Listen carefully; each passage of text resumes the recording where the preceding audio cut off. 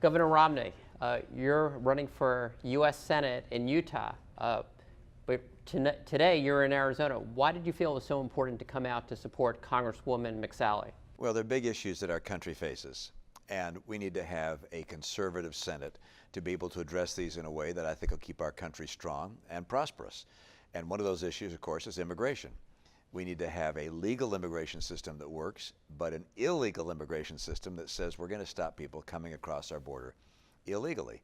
So I want to be able to work with Martha McSally in the Senate, and happy to be of any help I can possibly be. Congresswoman, you were recently endorsed by the U.S. Chamber. Yes. Can you talk a little bit about the importance of that endorsement? We're putting the economy into afterburner by cutting taxes, rolling back regulations, and to be acknowledged for that and the work that I've been doing to support American businesses and job creators and employers, I'm really honored. What are the issues that Governor Romney and Congresswoman McSally that you're hearing on the campaign trail? Well, what I hear is a good deal about immigration and wanting to see something that's badly broken fixed.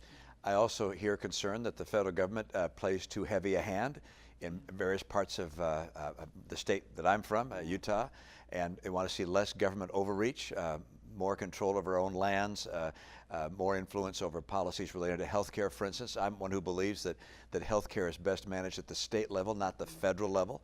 And I'm also hearing people very happy that Republican conservative principles have helped stimulate our economy and mean more people are working and wages are coming up. It's been a long time since we've seen wage growth, but we're now beginning to see some very positive developments in that regard. People appreciate that.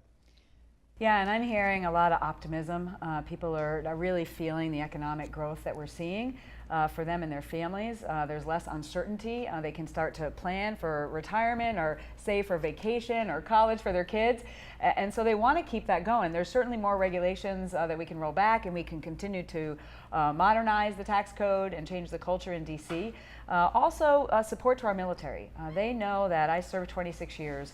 And we have a long history in Arizona of people leading on military and national security issues. I think of Barry Goldwater and Senator McCain and Senator Kyle.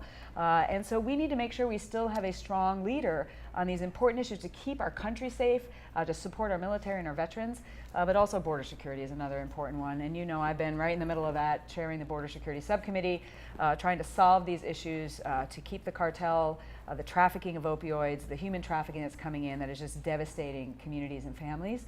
And we then need greater opportunity for cross-border commerce, updating our ports of entry and the manning, and great to see the modernized NAFTA going through. This is really important stuff for us here in Arizona. I was going to ask you about the modernized NAFTA. As a border state, that economically is very important for us. It's really a big deal. I mean, Mexico is our #1 trading partner. I think Canada is #2. And we're right here on the cusp. We've already seen that we've become a logistical hub for that cross-border commerce, and this now gives us the opportunity to bring it to the next level. What issues do you believe are going to be the big ones for the next Congress? Well, I think you're going to see us have a lot of discussion about the budget and continuing resolutions. And I think there's a growing concern about the level of national debt. And I happen to be a deficit hawk and want to see us get on a track to finally rein in the excessive spending. I think there's going to be an effort also to finally address the broken immigration system. And I think we're going to have a discussion about how we can help people get out of poverty. And we're going to find ways to change some of our safety net programs, so instead of people becoming locked in poverty intergenerationally, that we can help people actually get out of poverty and provide a brighter future for themselves and their families. So those are some of the issues that perhaps will happen at the federal level. At the state levels, of course, matters relating to education and health care will continue to be very hot buttons. I think, you know, for me, I'm going to continue to focus on keeping our country safe and supporting our military and our veterans, leading on border security. We have got to get resources and change the policies and close the loopholes that are being taken advantage of, continuing to roll back regulations. But I also do want to talk about health care, because there's a lot of lies out there on the campaign trail.